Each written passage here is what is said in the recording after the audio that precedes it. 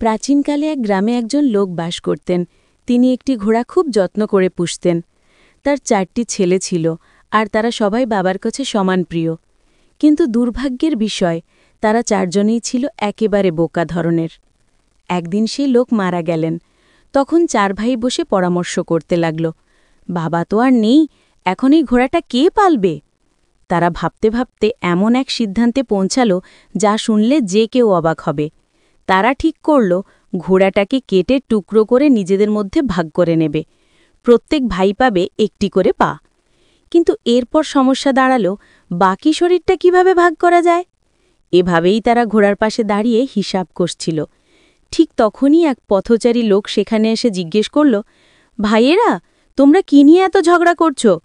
4 ভাইয়ের একজন উত্তর দিল, আমরা ঘোড়াটাকে নিজেদের মধ্যে সমানভাবে ভাগ করতে চাই, কিন্তু কোনো উপায় খুঁজে পাচ্ছি না।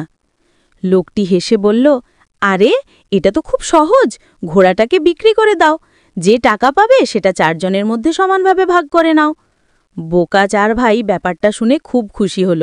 তারা সঙ্গে সঙ্গে রাজি হয়ে শহরের দিকে রওনা দিল ঘোড়াটা বিক্রি করতে।